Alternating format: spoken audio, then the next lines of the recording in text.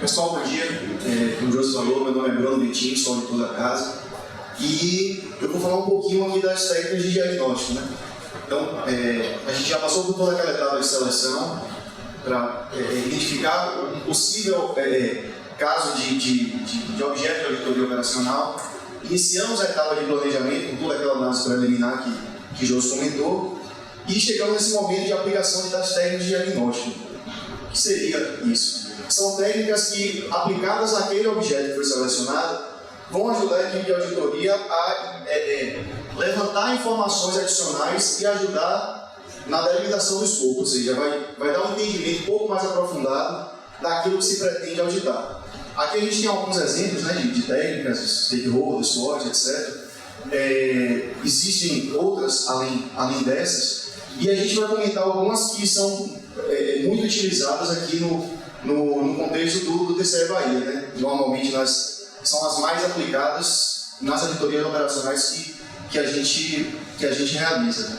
Cada item desse daqui existe no site do TCU uma seção específica de auditoria operacional. Existem boletins informativos detalhando vamos dizer assim, a fundamentação teórica para cada uma dessas técnicas e como elas devem ser aplicadas no contexto de auditoria operacional. Então, passando. Pronto. A primeira que a gente vai comentar aqui um pouquinho é essa análise stakeholder. O que seria um stakeholder? Seria uma pessoa, um grupo de pessoas, uma entidade, enfim, seriam atores com interesse e com poder de influência naquele objeto que pretende ser auditado. Então, qual é o objetivo da técnica? Fazer um levantamento de todos esses atores e, em seguida, identificar para cada um desses atores quais os interesses, né, que seria aqui a segunda coluna. A terceira coluna, que tem o duplo mais, né, e o duplo menos, seria o grau de interesse daquele ator, daquele stakeholder, dentro do contexto da auditoria. O impacto, caso... aqui ele fala tem programa, mas é como o José comentou, né? O pessoal tem um costume de associar a auditoria operacional com o programa e não necessariamente a auditoria operacional está relacionada a um programa. Aqui nesse exemplo ele trouxe como se fosse um programa, mas não necessariamente precisa ser um programa, pode ser outra coisa, tá? Mas a ideia da coluna 4 seria identificar o impacto gerado, né, caso o objeto da auditoria ele não atenda aos interesses desse ator e qual o papel dele no programa. Porque quando você faz a seleção de determinado tema, aquele tema ele fica, vamos dizer assim, pinçado, ele fica meio que isolado fora de um contexto. A ideia da técnica é o quê? É contextualizar aquele objeto aquele item que será objeto da auditoria. Ou seja, você centraliza ele, traz esses atores, os interesses desses atores e a forma como cada um deles interage com o objeto da auditoria. Pode passar. Aqui eu trouxe um exemplo de uma auditoria que foi realizada aqui pela casa, auditoria operacional ligada ao ensino médio, foi realizada em 2013. E eu trouxe, o documento é maior do que isso, né? Foram mapeados outros atores, e aí eu trouxe 3 aqui só a título de exemplo, né? Primeiro stakeholder, né? O primeiro ator seria a própria Secretaria de Educação, que o papel dela seria a formulação de diretrizes, né, e a promoção e a definição de implantação de planos, programas, etc. O interesse dela seria a gestão de educação no estado da Bahia, e com um grau elevado, né, obviamente. E o impacto seria o quê? A ineficiência na gestão efetiva da educação no estado da Bahia. né? Tem outros dois exemplos aqui, mas a ideia da técnica basicamente é essa, é levantar esses atores e a forma como eles interagem com o objeto da auditoria. E para que ela vai, além dessa explicação, para que ela vai servir? Ela vai servir também para outros dois propósitos. Um deles é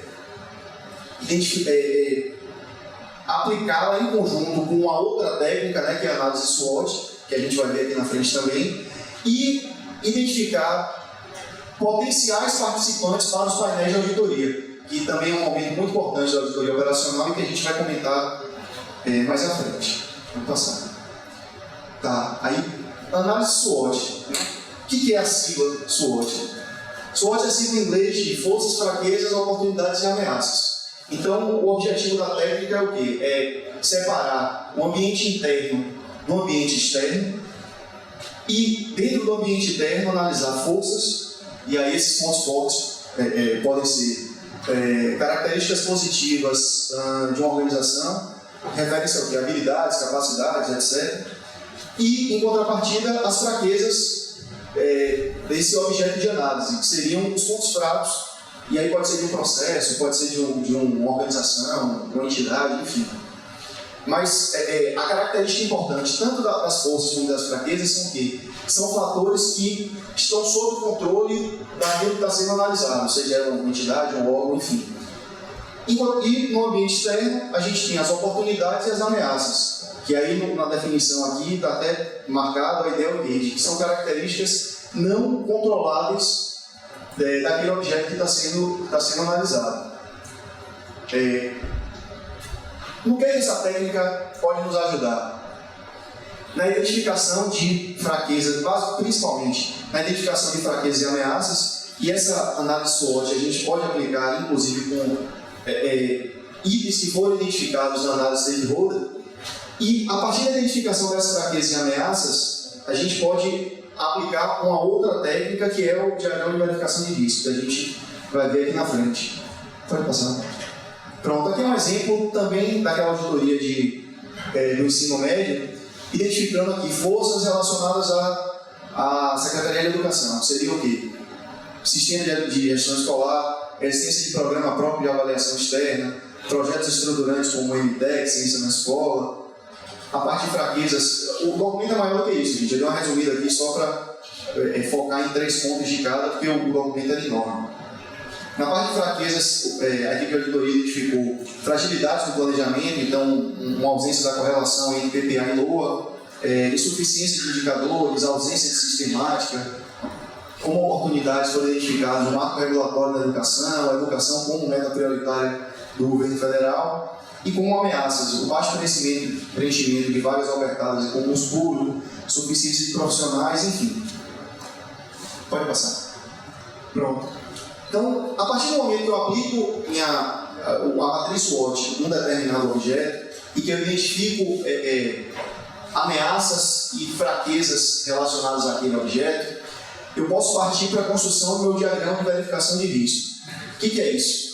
O exercício para a identificação desses riscos seria o quê? Seria, para cada ameaça, para cada fraqueza identificada, a gente fazer a seguinte pergunta: qual o risco associado àquela fraqueza? Ou qual o risco associado àquela ameaça? Então, por exemplo, volta um pouquinho. Por exemplo, nesse caso aqui, dessa fraqueza que foi identificada, fragilidade de planejamento, ausência de qualquer relação direta entre PPA e LOA. Então, qual seria o exercício? Seria perguntar quais os riscos associados a essa fragilidade de planejamento.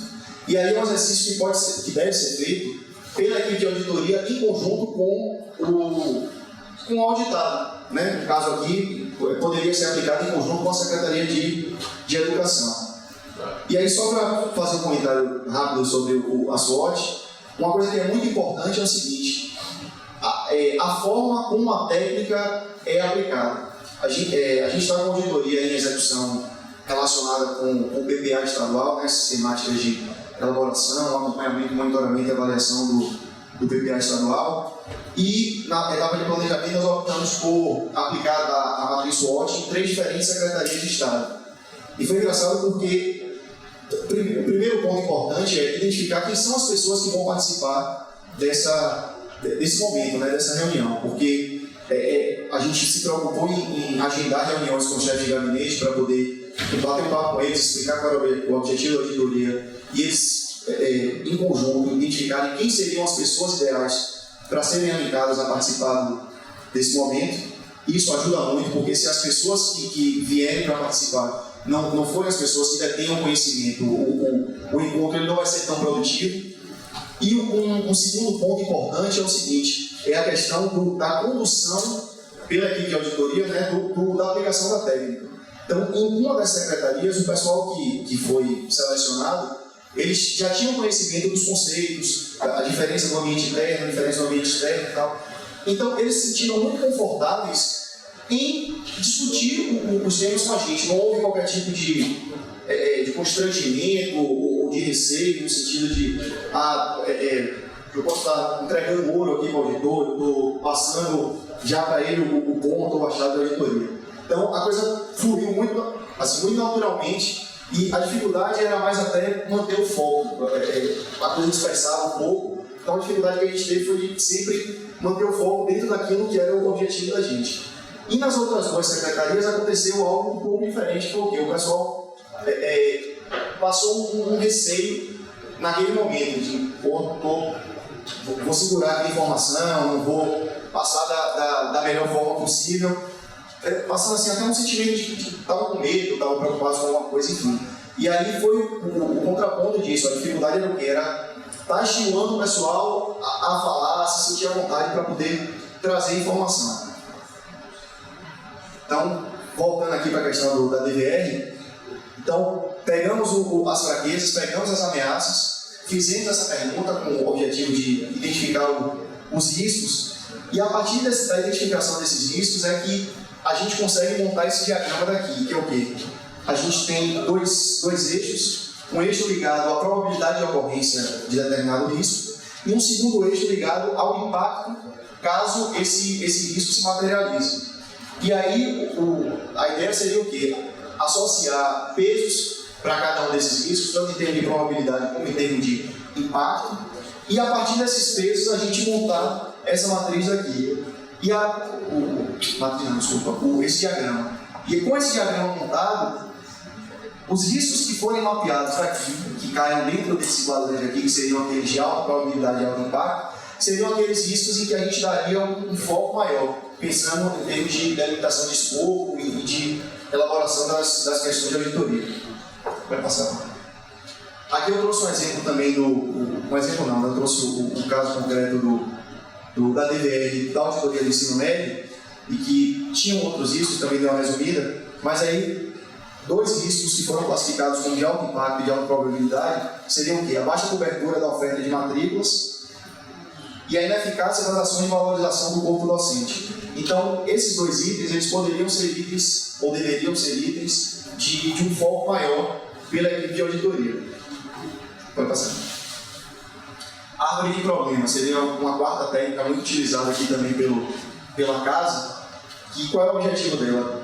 Se antes a gente estava focado muito em termos de risco, né, a análise estava muito voltada para a questão de risco, a árvore de problema, a ideia é fazer uma espécie de brainstorm de problemas associados ao objeto da auditoria, e a partir do levantamento desses problemas, a equipe de auditoria deve identificar qual seria o problema central, que aí, pela metodologia, seria o tronco, vamos dizer assim, da árvore, e os outros problemas que foram mapeados deveriam ser classificados ou como causas ou como consequências daquele problema central. Então, as causas seriam as raízes, né, provocariam aquele problema central, e os efeitos, né, ou as consequências, estariam classificados como galhos ou folhas daquela árvore. Pode passar.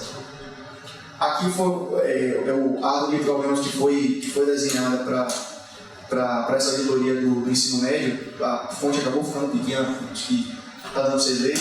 Mas basicamente, qual foi o tronco, né? Qual foi o problema elencado como tronco? Deficiência do Sistema Estadual de Educação, ensino médio. Aqui embaixo a gente tem itens como baixa procura e retenção de estudantes no ensino médio, insatisfação do corpo docente, ineficiência de ações pedagógicas, enfim. A gente tem uma série de causas aqui para essa deficiência no sistema, E, como consequências, a equipe de auditoria trouxe algumas taxas, alguns indicadores, demonstrando qual o impacto causado por conta especialmente desse problema que foi levantado. E aí a equipe de auditoria optou por marcar, né, como linha de investigação, a questão da ineficácia das ações pedagógicas de gestão, a insuficiência de equipamentos e materiais e a inadequação das instalações físicas. Após o exercício, optou-se por marcar esses pontos. Pode passar. Então, essas 4 técnicas, né, a SWOT, a DDR, a árvore de problemas e o stakeholder, provavelmente são as 4 técnicas mais aplicadas aqui pela casa, né, aqui pelo TCE Bahia. Mas, assim, o ideal é que a equipe de auditoria ela estude todas aquelas técnicas que são disponibilizadas, tenha um conhecimento técnico e, em conjunto, defina para essa nova auditoria que nós pretendemos executar, quais seriam as mais aplicáveis para que se faça o exercício e se levante essas informações adicionais. Então, após a aplicação dessas técnicas, a equipe ela já teria condição de montar a matriz de planejamento. O que seria a matriz de planejamento? É um relatório que vai conter o objetivo da auditoria, né? E esse objetivo ele vai ser definido por meio da especificação do problema e das questões de auditoria que serão investigadas. Um dos principais objetivos da matriz é esclarecer as razões que levaram a equipe a sugerir aquele tema, né, e aquele enfoque que foi identificado lá atrás e que agora já está, vamos dizer assim, tomando um pouco mais de corpo, né? O escopo já está um pouco mais bem delimitado. Então, o que seria a especificação do problema? É uma expressão clara e objetiva daquilo que motivou a auditoria, desenvolvida com base nas informações obtidas por essa análise preliminar que o José comentou. E essa descrição ela deve ser suficiente para nortear a concepção da auditoria. Como o Marcos fala, a matriz de planejamento é um guia, ela é o norte para a equipe de auditoria executar seus trabalhos. Por isso que deve ser dado uma importância e deve ser dedicado tempo para a elaboração dessa matriz. E a questão de auditoria, ele traz aqui, né, como elemento central a determinação e direcionamento dos trabalhos de auditoria, mas assim, quando você fala elemento central, fica parecendo que você só pode ter uma questão de auditoria. Na verdade, você pode ter até mais de uma, mas quanto mais questões você tem, mais amplo fica o escopo e mais, vamos dizer assim, mais complicado será o processo de execução. Nessa auditoria que estamos executando agora relacionada ao PPA, por exemplo, a gente optou por separar em 2 questões. A primeira questão está muito relacionada à questão da elaboração do PPA e a segunda questão está focada mais em aspectos de acompanhamento, monitoramento e avaliação. Vai passar. Pronto. Aqui seria o que? Essa tabela aqui ela deve ser preenchida, uma tabela dessa para cada questão. Ela traz em cima o que seria, né, o descritivo da questão de auditoria, especificando termos-chave e o escopo dessa questão. Aqui embaixo é importante que se traga qual o critério que fundamentou a escolha dessa questão de auditoria, qual o período de abrangência, atores envolvidos, enfim. E essas colunas aqui, elas trazem informações daquilo que posteriormente fará parte da etapa de execução. E aí uma recomendação que é feita é o quê? No momento de construção dessa matriz, é uma sugestão, né? Se comece da coluna da direita, que é aquela coluna, não sei se vocês estão conseguindo ler, o que a análise vai permitir dizer, e a partir do preenchimento daquela coluna, a gente volta e preenche no sentido normal. Então, no caso lá da elaboração do PPA, que foi a nossa primeira questão, que tipo de análise a gente pretende concluir depois de executar a auditoria? Que tipo de análise a gente pretende fazer ligada à elaboração do PPA? Então, nós preenchemos toda aquela coluna ali seriam as sub-questões de auditoria, e a partir daí a gente volta para essa primeira coluna aqui e vamos preenchendo com as informações requeridas, a fonte dessas informações, ou seja, como é que nós vamos buscar isso? A partir da aplicação de questionário, a partir de envio de ofício às secretarias, quais os procedimentos de coleta de dados que vão ser executados, qual o procedimento de análise de dados, ou seja, vai ser uma análise qualitativa, uma análise quantitativa, e eventuais limitações que possam ocorrer por conta de fatores diversos. No caso, por exemplo, da elaboração do PPA, um fator que foi dado como limitação do trabalho da gente é o quê? Dificuldade de identificar as pessoas que participaram dessa elaboração em 2011. Nem sempre a gente vai conseguir identificar essas pessoas para poder buscar a informação. Pode passar. Pronto. Então, após a elaboração da matriz de planejamento, é importante fazer a validação desse documento. E aí essa validação ocorre em 2 momentos. Inicialmente no painel de referência, né, que a gente já comentou lá, já tinha citado ele, né, vamos detalhar um pouquinho mais o que seria esse painel de referência, e a apresentação ao gestor. Vamos comentar um pouquinho o que seria esse painel de referência. Pronto. Então, o que é o painel de referência? O painel de referência é uma reunião da equipe de auditoria com especialistas na área. Então, seria aquele momento em que, depois de passar todas essas etapas que a gente já comentou até agora, e que a gente consolidou essa matriz de planejamento, a gente apresente o resultado dos trabalhos a pessoas, né, ou grupo de pessoas, ou enfim, associações, que tenham conhecimento no tema e que possam nos ajudar a adaptar o trabalho que até agora nós desenvolvemos. Então, no caso dessa auditoria do PPA, nosso painel de referência contou com participação de representantes da Assembleia Legislativa, do Ministério Público, de associações da entidade civil. Um momento que foi muito bacana do painel foi a participação de 2 pescadores que vieram, trouxeram a visão deles sobre políticas públicas de uma forma geral, como é que eles veem a elaboração e a execução de políticas públicas. Foi um momento muito bacana e que ajudou a gente a, vamos dizer assim, adaptar nossa matriz em termos de conteúdo mesmo, pensando já na execução dos trabalhos. Então, isso é o painel de referência, né? O objetivo é esse, validar todo o trabalho que já foi feito até o momento, com potencialidades. É importante a gente lembrar que as pessoas que participam são pessoas especialistas naquele tema, que provavelmente detêm um conhecimento um pouco mais aprofundado do que o conhecimento da equipe de auditoria. A composição, como eu falei, né, são especialistas na área, pessoas interessadas, enfim. É importante a forma de condução para que as pessoas se sintam à vontade de participar e que efetivamente tragam um conteúdo que possa agregar nos trabalhos. E a apresentação sobre a auditoria é a apresentação das questões, das subquestões e daquela tabela, né, aquela matriz de planejamento. A ideia é apresentar aquilo para o pessoal, para que eles vejam e critiquem e façam sugestões, enfim.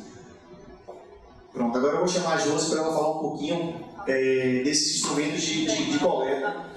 Vai dar intervalo? Então pronto, então vamos dar intervalo, desculpa. E daqui a 20 minutos? Daqui a 20 minutos a gente volta.